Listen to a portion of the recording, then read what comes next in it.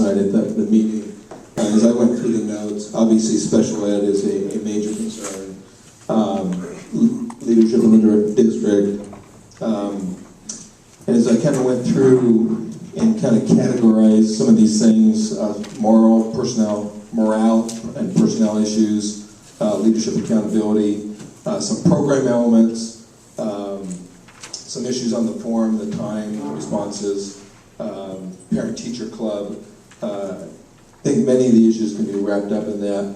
Obviously, the board has some work to do in terms of reviewing policy and procedures on that. Some of those items are on the agenda for tonight. Other issues are person-specific or case-specific and need to be dealt with individually and are being dealt with. And you obviously have to follow up on making sure those things are done. So, Marcy, I know that you were giving the board some reports on that, but we need to continue to review all the cases of special ed and make sure that we are in compliance. We also need, as a board, to come back and discuss the direction and vision in terms of how we are going to care for those needs of the students and the teachers in that process, and go back and review of those steps that have been done. So obviously we've got a lot to do, reviewing the policy, making sure that we are in compliance, and those areas that we have or been. Hello, my name is Tammy Estep. I have 2 students in the school district. Elise began in kindergarten, is now in 5th grade. Max is in kindergarten. Thank you for allowing us to speak on the board agenda in the school district for the 2015-16 school year if Superintendent Marcy Guthrie is still here. I am also extremely concerned about losing additional site administration and staff. One of the reasons for teachers leaving is the barrage of teachers being written up and not being able to voice their opinions for fear of reprisal. I had never heard of a teacher being suspended here until this past fall. I don't work in an environment where you can't speak your mind without the threat of getting into real trouble, but it sounds miserable. I am heartbroken to see people I consider my friends so distraught. In my private business world experience, when a long-time, esteemed, knowledgeable, and treasured employee mentions retiring, we do all we can to try to change their mind. They become part of what makes our business work. We trust them to take care of their responsibilities, just as we trust the teachers here to take care of all of our children. It's inconceivable to me that a school district wouldn't operate with that same philosophy. The fact that near-retirement teachers in this school district might feel that someone wanted them to retire simply because of budget or salary issues is atrocious. Our teachers and staff have and always will be here for our children. It's our turn to be here for them. We are here tonight because we will no longer sit back and not speak up for those whose voices have been silenced.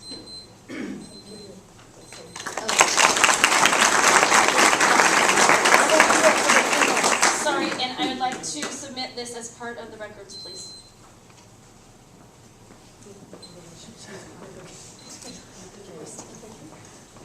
Thank you. Thank you.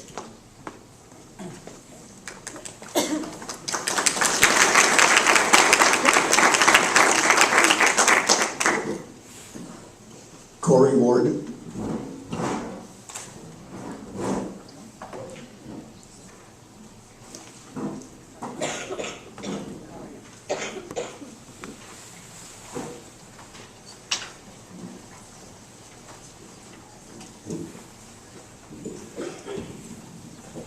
Howdy.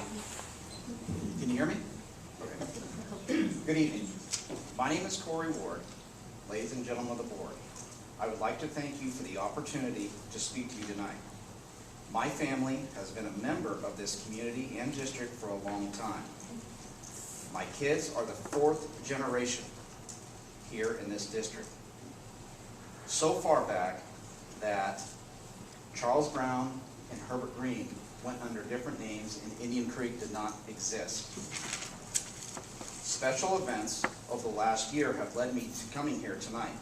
However, I only want to speak to you, the board, about two things. Our son, who is currently in the 5th grade and is also a part of the IEP program. First, I want to say that if he was not a part of this great program, that his performance in class today would not be what it is. My wife and I are forever grateful for his teachers that have helped him through this. However, I would be remiss to not mention one member of this IEP team, and that is Kathy Wilson. Thank you. Thank you, Mrs. Wilson. You have touched so many lives in this district there. We are truly sorry that you retired from this district last year. But rest assured, she still helps our son weekly and countless other students who value what she has done for us. Thank you again, Kathy. Lastly, I would like to speak to you about the sudden loss of Mr. Bebo last spring. Kirk, as I know him, we grew up in this district, attending Charles Brown and Herbert Green together.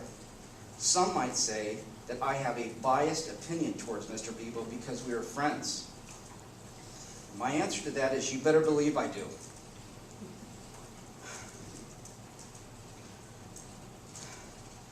Better believe I do because, never mind. But not because we were in the same science class in 7th grade here or we played baseball together. From the moment Mr. Bebo arrived here, the skies got brighter. For everybody that met him for the first time, whether you asked a student, a teacher, or a parent, he was always held in the highest of regard with everybody. For my friend, I noticed something truly special about the way he was around everybody at school. He was a natural. I have only one question for you, the board. Why would Mr. Bebo decide to leave last year when he had spoke to me several times in the past that he was home and he planned on retiring in this district when he was such a positive influence on everybody here in this district? Thank you for your time.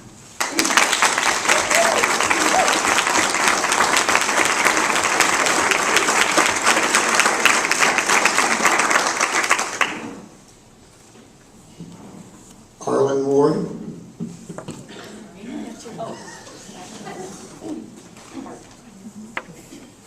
Good evening. My name is Arlen Ward, and I'm a 3rd grade teacher at Indian Creek School and a constituent of this district. My children and husband attended in kindergarten through 8th grade in the district. My father-in-law was also on the district school board, so this district is very important to my family. In my opinion, I want to tell you how proud I am to work with my colleagues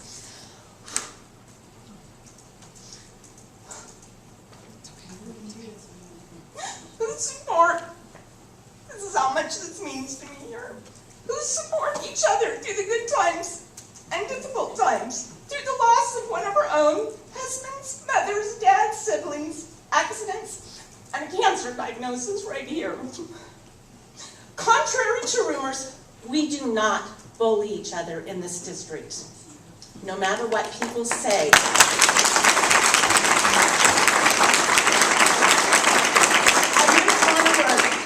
With a different group of teachers, aides, recess supervisors, custodians, cafeteria staff, office staff, speech teacher, nurses, bus drivers, and librarian, because together we are stronger. I am here now for point 2, to let you know how 3rd grade's language arts curriculum has been purchased for this year. We were directed to find and pay for Common Core literature units to use in 3rd grade. I then personally paid for a unit with one of my colleagues who actually paid for 3 of them. We tried to find units that we had some novels for, but did not have enough for each student. The other novels that were needed for these units were bought by our wonderful librarian, which she didn't have to because we had no money. It was $767. Oh no, that's for my next one, sorry. We were also directed to have nonfiction Common Core material, so we chose Time for Kids, but we had to use our grade level money. $767.44. These donations that were in our grade level money came from the parents. These were supposed to be used for our field trips that were now in the red. I believe the district should be paying for these items as per the Williams Act. The law has been broken. We had no language arts curriculum provided by the district. None. And except for what we purchased and the parents have paid for. So teacher and parents, we paid for third grade language arts. Didn't know if you knew that. I would like to see myself, my colleague, the school librarian, and all our grade level fund, which was donated by the parents, be refunded. That might be my timer, but I gotta say something about school safety. You've seen CCs of ones. You've gotta get a school safety policy and program. I'm being bullied at work, and so are my students.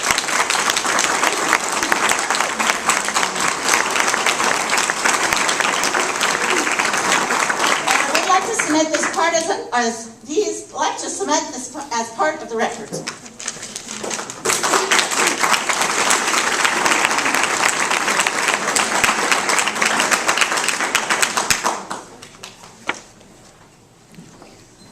Tom Whitecotton.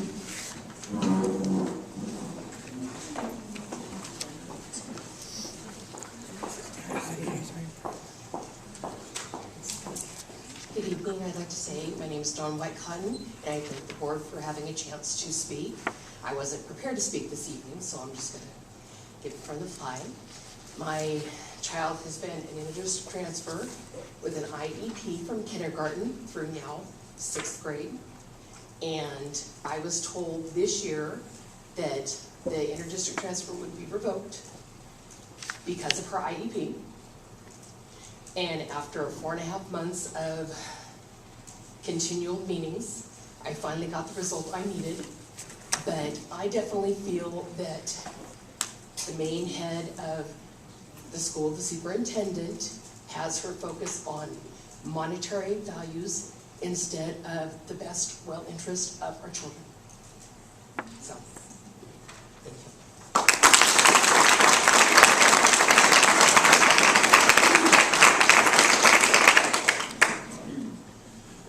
Megan Repke.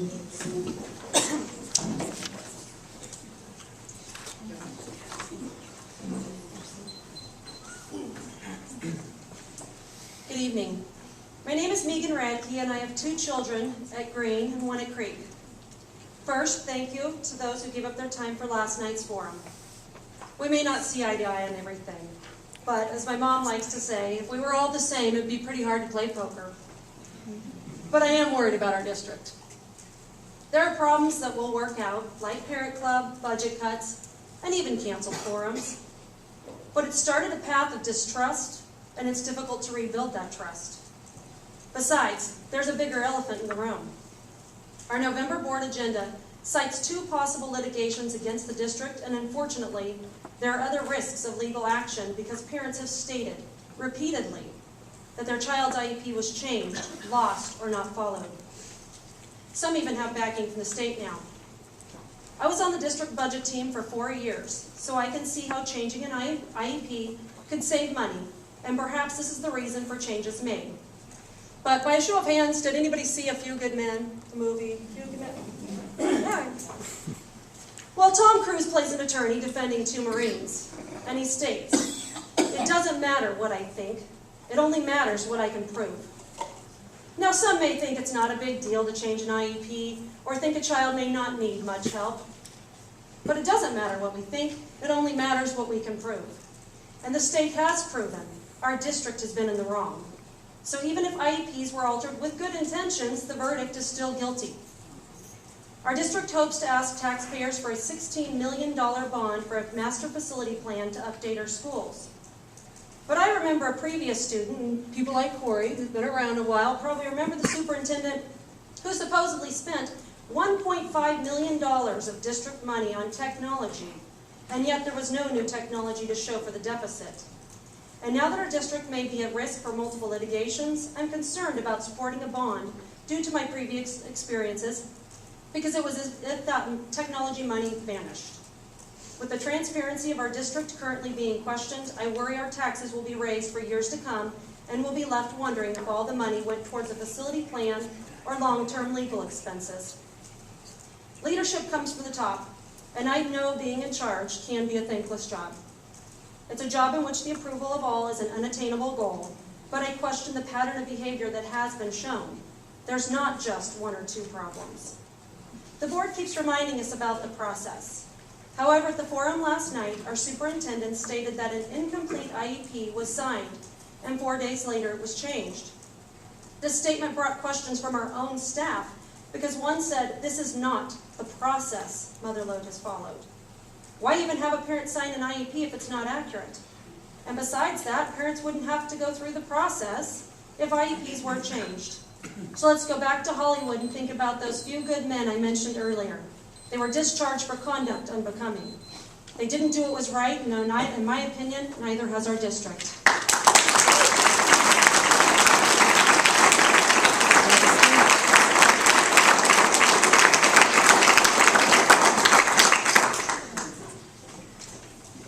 Teresa Schoner.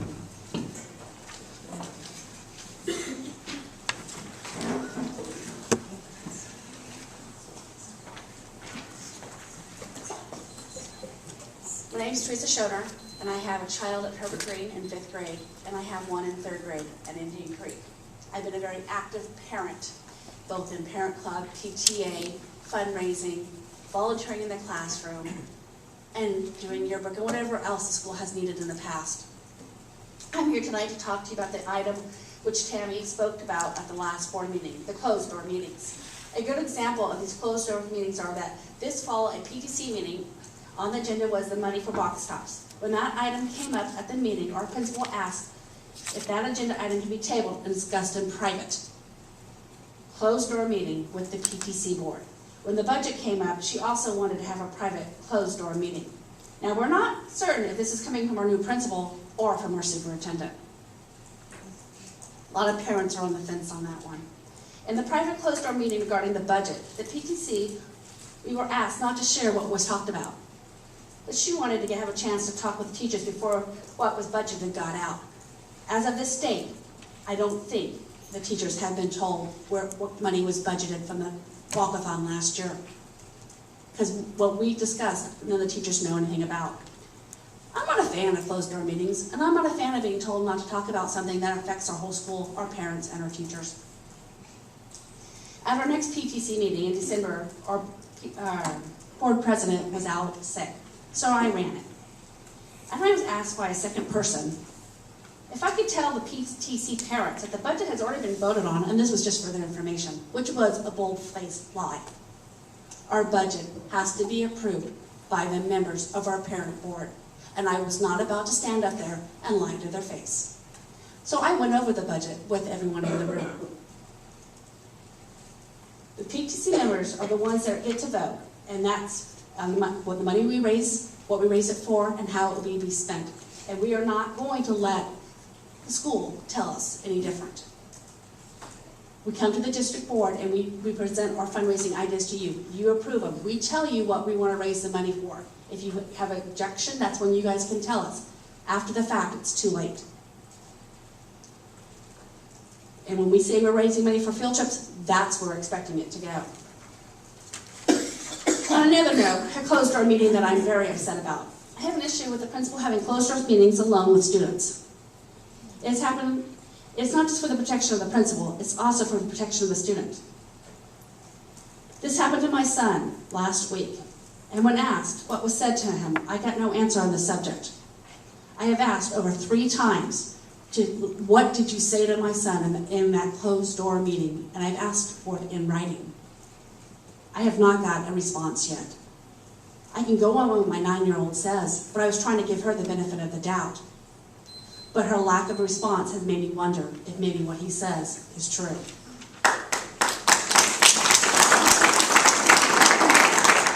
Again, I am not sure if our principal is acting on her own or if she's going on what she's told to do by our superintendent.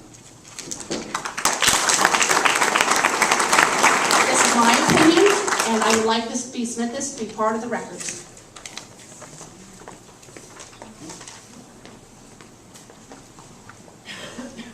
Lori? Yes, Steve?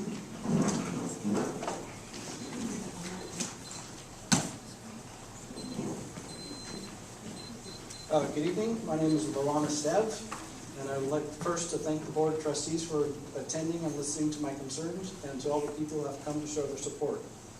I'm a parent of the Mother Lode Union School District, and in my opinion, any school district should be operated in the same manner as a company.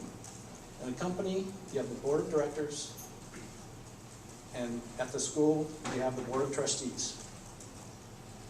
We also have management, which is the superintendent. We have employees, which is our teachers. We have the product, our children.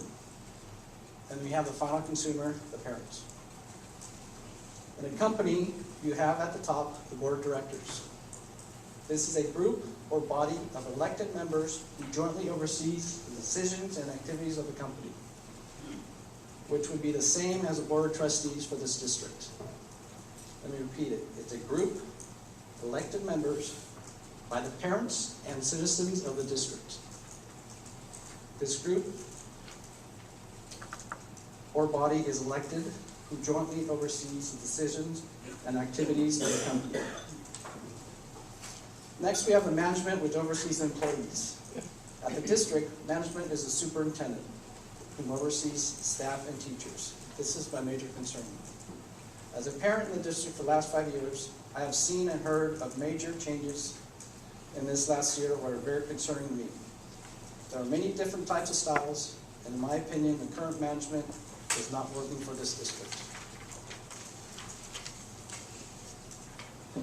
Next, we have the employees or teachers who are the backbone of a company or a school district.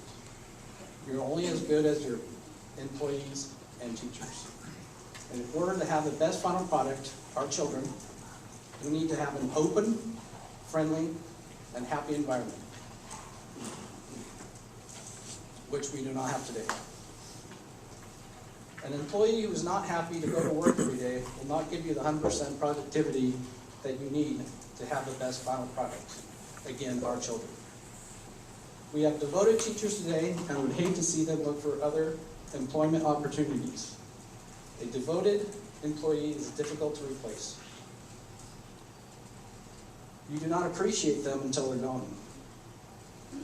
Some beloved employees have already left. We, the final consumer, parents, want to have the best product for our children. And we ask the board to listen to us tonight, as we are not currently happy with the management style we have with the superintendent. Thank you.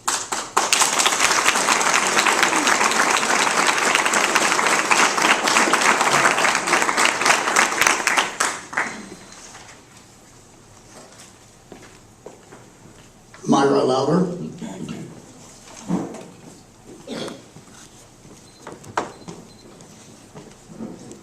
Good evening. I don't have any notes, so I'm going to wing it tonight. I've been a parent in the Mother Lode Union School District for many years. My oldest is now a sophomore at Union Mine, and she started over at Charles Brown. I come here tonight with concerns, not concerns that you've heard, well, those are my concerns too, but concerns for the school board members themselves. My concern is from what I'm hearing in the community. It makes me sad and disheartened to hear parents from other districts and community members tell me how and what they've heard about the district. When I say my kid goes to Mother Lode Union School District, it used to make me feel really proud. Now when I say it, the consent that I get is, oh, I'm glad my kid doesn't go there. Oh yeah, we pulled our kid out of there last year. We're so much happier now. You should move your child from there to another district. That makes me sad. As elected board members, I feel sad that you are representing a district that is being poorly run. When you have a district that is poorly run, it's now associated with the community that, well, if it's a poorly run district, then you must have poor teachers and they don't know how to teach, because why couldn't they get a job at a good district? Well, now you have kids that are being associated with as, well, they're the bad kids because they're at the bad district with, or the bad school in the bad district with the bad teachers. And let me just say that our teachers in Indian Creek and Herbert Green, we have some of the most amazing, best teachers in this county at this school. The only reason right now now that my child is still at Herbert Green is because of the teacher who she has this year. If it was not for her and her outstanding dedication to the kids, I would have pulled her from this district because of everything that's going on. I would have pulled her last year if she would not have had the most amazing teacher in the world at that school. The year before, same thing. We have amazing teachers. But now, we have teachers associated with a district that is poorly run. Now we have kids that are being taught by the bad teachers at the bad district, at the bad schools. And now I'm a bad parent because I have a bad child at a bad school taught by bad teachers in a bad district. Why am I not a better parent for pulling my kid out of a district and putting him in a better one? I don't want to. I want to be proud of Motherlode again. And right now, I'm not a proud parent of Motherlode. I'm concerned about the board members. You are elected officials. You have taken on this responsibility. You represent us. You represent the teachers. You represent the school and our kids. We support you in doing that, and we trusted you when we elected you as in these positions. Please, please, please listen to us, hear our concerns, and take them to heart, because it's not just us, it's the rest of the community. It's our teachers, it's our schools, it's our kids, and it's us as parents. Thank you.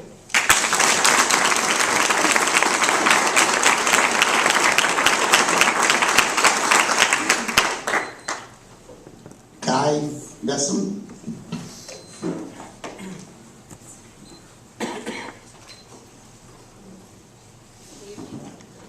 I want to thank actually the board members and Marcy Guthrie. Last night you invited us to come speak and share our concerns out of wanting more transparency within the district. I'm going to try to get through this without crying or throwing up, so bear with me. I want you to recognize too that for every parent that is here, there are probably 5 parents who can't. There are that many parents who have concerns. When our son was about to enter 1st grade, we bought a home in Motherlode Community School District and transferred out of the district we had been in since he was 3. That first year was really bad. My son had so many problems in school that I drove home most days in tears. Only his amazing teacher held me, my son, my husband, and his education together that year. We did not have the support of a principal, we did not have the support of the district special ed coordinator, or the support of the district psychologist. The second year, if possible, was worse than the first. I felt as though I was a failure as a parent at my inability to help my child in his educational development. It seemed like not only would no one help us, but that no one cared. It was a huge loss of support compared to what we had seen in our previous district. In Motherlode, we had a principal who was rarely in the office, and if he was, he certainly didn't have time to meet with you. We had a special education coordinator who would walk out of IEP meetings if you raised questions or offered an opinion different than hers. And my husband and I began discussing selling our home that we had just bought because we felt our son deserved a good education. Well, we decided to be patient, and things did begin to change. Indian Creek got a wonderful principal who formed relationships with both children and their parents, and for the first time, we had a principal who attended our IEP meetings. We also had both Mary Ann Myers and Nancy Carson join the district. They would stop and speak to parents when they were on campus. They would ask questions, and they would follow through with our concerns. I felt confidence at the quality of my child's education. We had amazing teachers who would fight for our kids. And they would tell you things you did not want to hear. And they would tell you that it was going to be really hard. And most of all, they would tell us that we thought that our kids could do it, because we were a team. We left Indian Creek last year, and we loved our district. This year, my son started at Herbert Green, and when I heard about the loss of Mr. Vibo, my first thought was, thank God I'm not an Indian Creek parent anymore. I don't think that I could step on that campus without feeling that loss. I know how much he cared about the kids. He made a point of being there in their everyday lives, and he was fair to the children in matters of discipline, and he treated every child equally, the bad kids, the good kids, the special need kids, the bright kids. He fought for the kids, and he fought for the teachers. And I know that my son's success, can I have 2 more seconds? Is not just in part because of his parents, it's because of the teachers, it's because of the principals, the yard duties, the aides, and the entire community that formed that.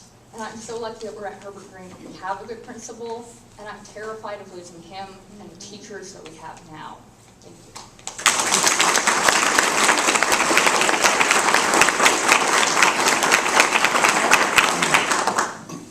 Sarah Picotto, Cutoff. Coda.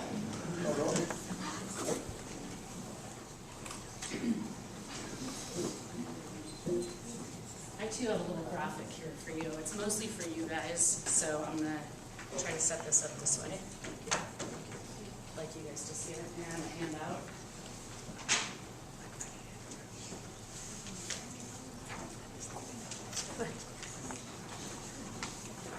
And I wasn't sure if protocol was to do this before or after. Thank you. That'd be perfect. Thank you, sir. Actually, can I get some of this?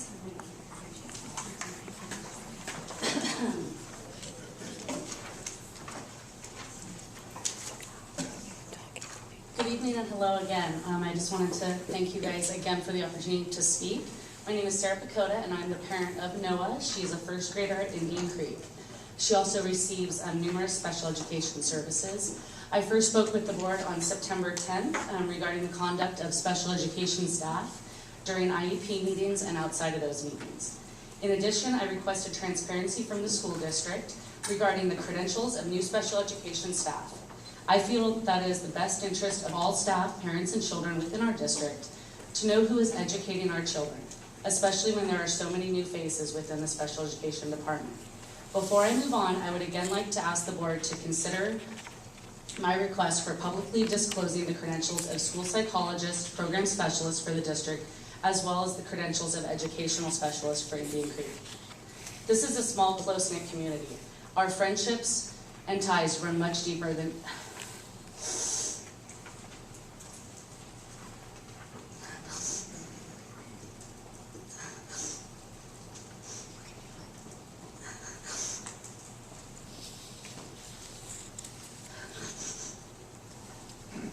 Our friendships and ties run much deeper than just our children going to school together. And when you narrow this community down to those involved in special education, or for parents with children IEPs, this group becomes even closer. These parents talk to each other a lot. We share a common construction. Parents of exceptional children, as I like to call them, get things. They understand things that other parents may not understand. We understand the struggle that we all have to face to ensure our children have access to a fair and appropriate education. This year, that struggle got a whole lot harder, unnecessarily harder. Congratulations to all these parents of exceptional children who've made it this far in the school year. I've heard all their stories, and I know the battle and the struggle they are all facing because I am facing it with my own daughter's education. This battle is beyond what any parent should reasonably have to endure for their child's education. Tonight, I would like to show my support for my fellow exceptional parents and present the board with some brief information regarding my daughter's IEP and the gross inconsistencies that have been occurring in the special education department within our district. Please try to follow me on this when it gets convoluted. In May of 2014, I had an IEP meeting with previous district special education staff, which included Mary Ann Myers, Nancy Carson, Kathy Wilson, Mr. Bebo, my daughter's teacher, the wonderful Miss Vieira. As always, the staff was amazing, and the IEP turned out just as we had hoped. Everyone was in agreement and knew the plan for the upcoming school year. In August of 2014, after learning of all the new special education staff, I asked Ms. Stacy if we could have a meet and greet, just so I could get to know everybody and know that we were all on the same page. I'm continuing. During this meeting, it was brought to my attention that the previous staff had made a small flip-flop in percentages as to the amount of time my daughter should be in special education versus general education. In October of 2000... We have allowed everybody else to 3 minutes. I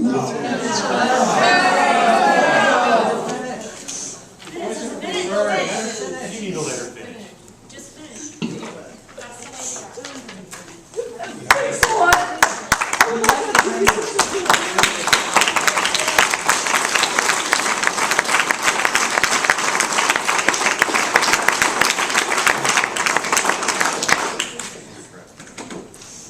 Kathy Wilson.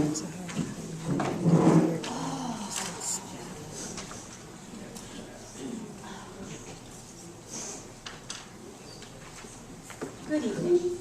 I was here last night and heard some comments. I'm Kathy Wilson, retired teacher, taught in the Motherlode School District for 38 years. I had Pat Nordquist's son in 6th grade when I was teaching regular ed, then moved into special ed and taught special ed at all 3 sites for 36 years. I am proud to say I always did my IEPs correctly. I never had a parent come back to me about them. We did them legally, we were successful, and things were right. And kids came first. I just want to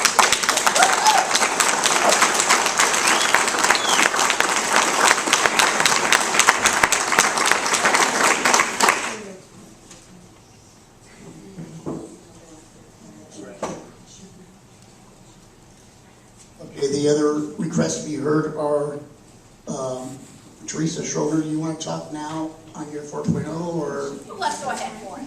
Okay.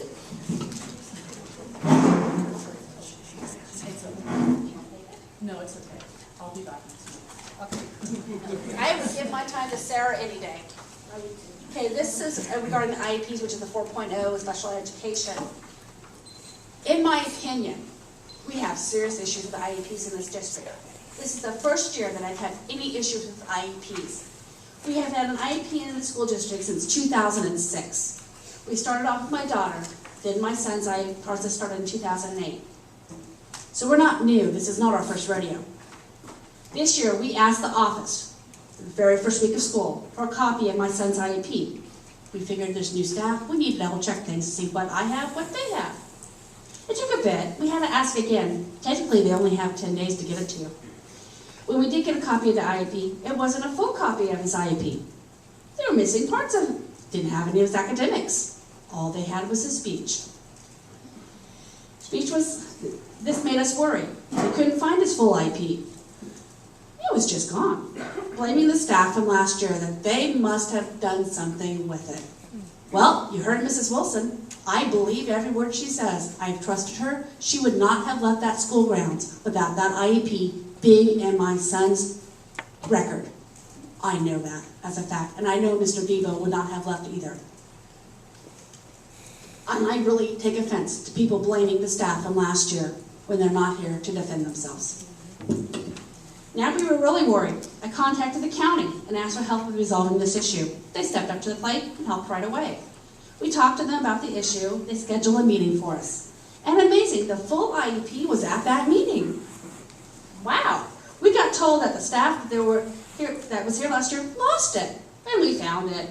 April couldn't access it. She was new. She couldn't get on the computer. But she was finally able to. At that meeting, all we wanted to know was that my son's IEP was in place and that he was getting the services he needed. They started talking like he doesn't qualify, that he needs to be retested. We had to sit there and give them a whole full story of my son and the information that should have been in his file, which I know Mrs. Wilson made sure of. He was just tested in April, and with the IEP team that was in place, the decision was made what service he would need the following year. We don't understand how this year everything in question, and we were not at the meeting to change his IEP as they wanted to. We were contacted by the state in October to discuss a complaint that was filed on behalf of my son. They asked if they could investigate, and we said yes. They asked questions about his IEP, and we told them what we knew, and that they said they would have a report to us in December. In the meantime, the school was trying different ways to implement my son's IEP. They wanted to do a push-in, which we let them know it was not okay. In his IEP, there's certain requirements that needed to be done, and a push-in would not have worked for my son. If we were not involved parents and staying on top of it, my son would have, his IEP, he would have had push-ins, he would have things done to him without our consent. I'm just going to kind of go back down to their essence. The thing is going, we got the letter in December from the state. The district was found with 2 different parents, 2 different children to be in non-compliance. And there's other IEPs in the district that are in non-compliance, and those parents have cases, and this school district is going to be facing major lawsuits from parents with IEPs unless you guys figure this out and get rid of what's happening in the school district. And as I told Ms. Guthrie in my meeting last week, that Denise Haley is not to have anything to do with my son. Thank you.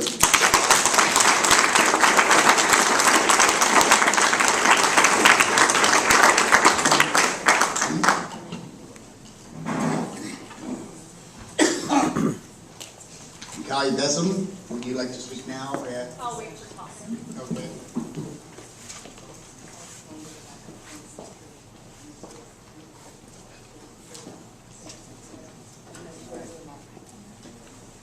Shelley Bishop, would you like to speak now or at the? Oh, now. Okay. I missed the purple thing. I did not take Facebook or MySpace. I'm sorry.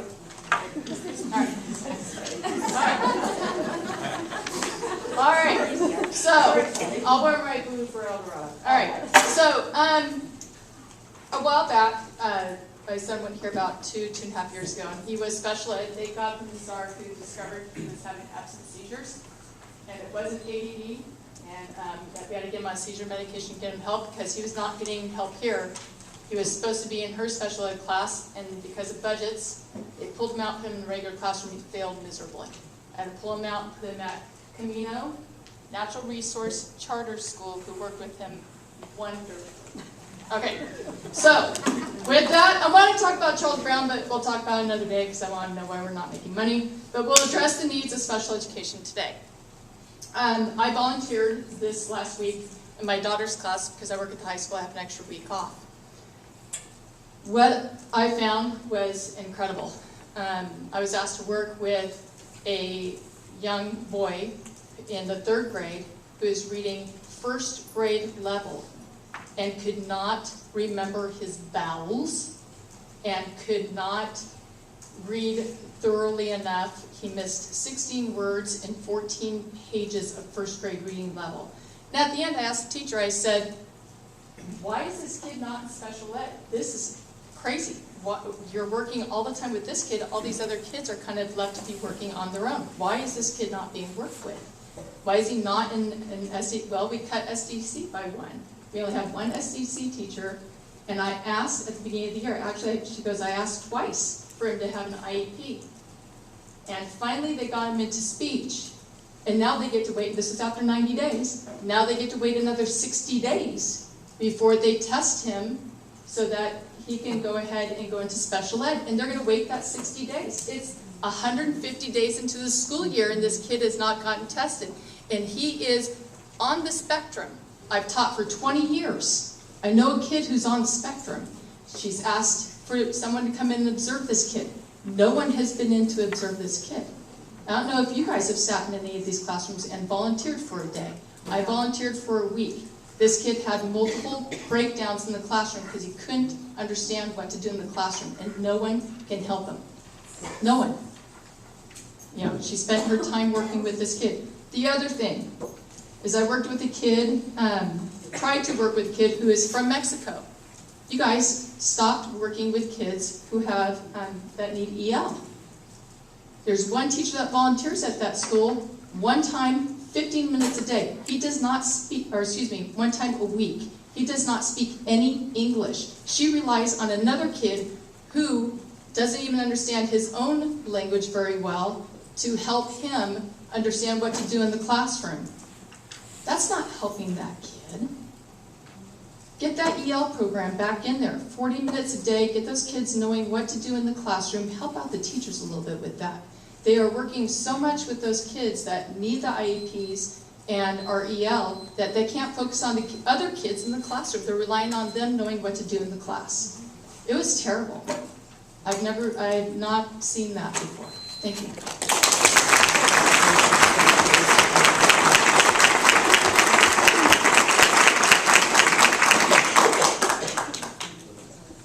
Sir, Hoser.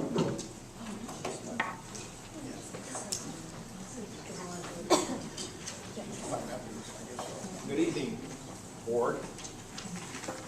You see this in your packet? Okay, this is a personnel item in a public forum. Okay, I called CSEA today. They told me that, again, what you can prove and what you can not prove is not appropriate or not what they, basically it said I don't have a case because you could say that it wasn't supposed to be put in there, and that would be the way it would go. I could sue, it cost me a lot of money, and so be it. Anyway, to the issue of the job, granted we can do the job without the hour-and-a-half position, but the it won't be as good as done as well. There won't be any extra work done. And I feel that there is a person that could have filled that position. They tried for two other personnel. They didn't want an hour-and-a-half position. One went and got a job at another school for more time. The other just didn't want to do the hour-and-a-half. We've got a bus driver down there that would be more than happy to fill that position, and they won't hire him. I don't know if it's coming from the district office or whether it's coming from the cafeteria, but they won't hire that person. She qualifies, she's subbed in at that position, and it won't do it. Anyway, I would recommend that you hire that bus driver position. Show that you support the bus drivers here in this school district, because they can't live on the hour or 4 and a half hours that they are cut back to. Okay? I can see a straight line from Walmart to McDonald's to Motherlode School District that you guys don't care for your employees. You won't give them a decent living. And there's a straight line right to this school district. And I hope that you will not cut that position and that you will fill it with this bus driver. And as for this letter, it's a warning to all employees within this district. If you take the concern to your supervisor, be cautious because it could end up in public. Okay? It's right here. And I'm highly, smile. I'm highly disappointed that this ended up in the board packet. It should not have ended up there. Thank you.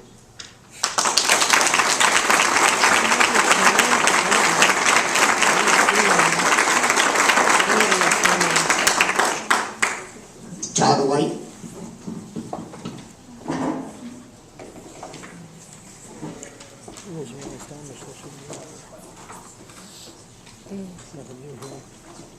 My name is Todd White, and I can't think of anything more I'd want to do on a Wednesday evening.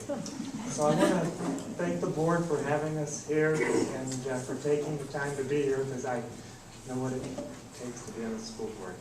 And it's nice being on this side of the podium for a change. There's 5 key words that, well, let me back up. I do agree with Bishop's comments regarding special education, and that's why I'm here tonight. There's some things going on in the district that I see through parents that are kind of just strange. And that is the special education in this community has always been a point of pride, not something that we avoid or try to get out of. And it's actually something that the state legislature codified in the education code. It's not something that we're supposed to skip on. It's something that we're supposed to give students every opportunity to enjoy. I've seen documentation that appears that this district is out of compliance, and actually there is 5 words that are very important. The district is out of compliance. And that sentence means a couple of different things. The most important thing that sentence means is that students aren't receiving special education services appropriately. And that should be the most important meaning of that sentence. The other meaning of that sentence is, if we think we have financial problems today, wait until the state finds out that all these other IEPs have been violated, not saying that they are. It's going to cost the district a lot more than skimping on these services. So I'll try to finish up before the kitchen timer goes off. But, if there's a need that exists in special education, I was born here, there's probably like half the other people in this room. this community is really good at rallying around these types of things. And if there's needs that need to be met, I mean, I see so many people, I feel like I'm at a family reunion, that would just be willing to open up their checkbooks and write a check. But one thing has to exist in order for that to take place, and that has to be a perception, not a perception of trust.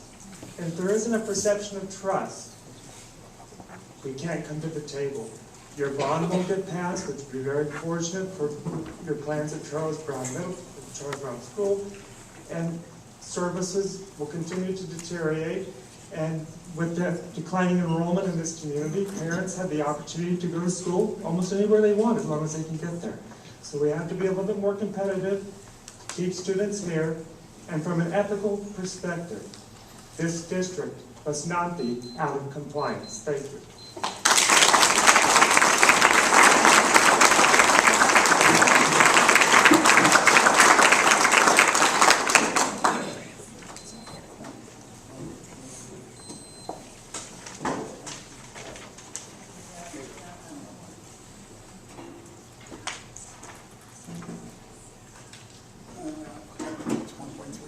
Yes.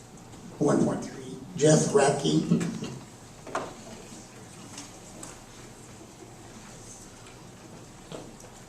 Last night I was at the forum, and there's a lot of concerned parents here.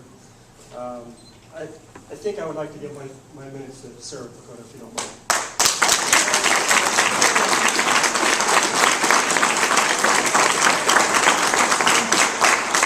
Okay, so we're back, and I'm over the emotional part, but you have to understand, as a parent of a special needs child, we have been fighting tooth and nail for our kids' education, and it is really hard for us at this point. I'm frankly exhausted, I'm sure most of you are too. Okay, so now that being said, I wanted to get back to my daughter's IEP. In May of 2014, like I said, we had an IEP meeting with Kathy Wilson, Nancy Carson, Marianne Myers, Ms. Vieira, Mr. Bevo, full IEP meeting. At that point, there was a clerical error that was made. That error was that stated that my daughter was to spend 80% of her time in special education, 20% of her time in general education.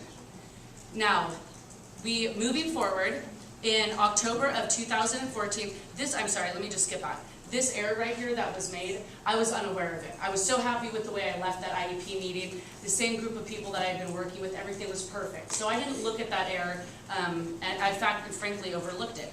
So in October of 2014, there was an amendment that was generated.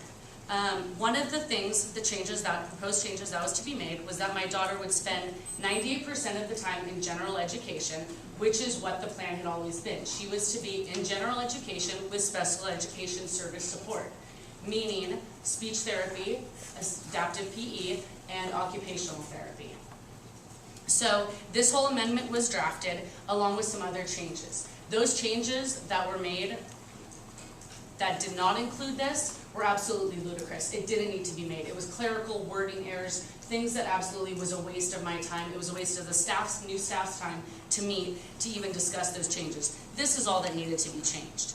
So that being said, because the district was because the special education staff was being so adamant about me signing the IEP with those changes, those other changes that I did not feel necessary, I refused to sign the IEP. So during Thanksgiving break, I got an email from the program specialist stating that because I did not sign this amendment, stay put orders were put in place on this IEP for May of 2014.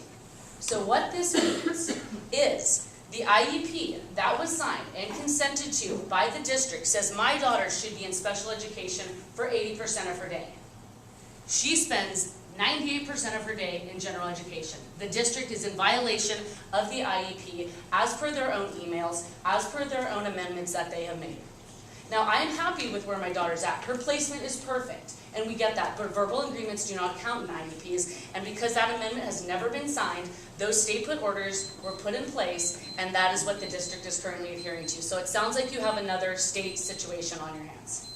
Thank you.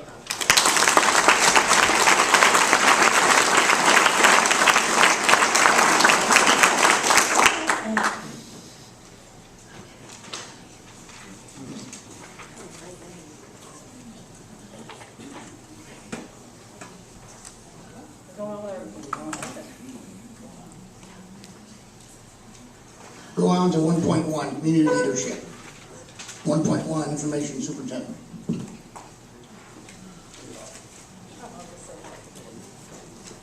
Thank you for being here this evening. Thank you for sharing your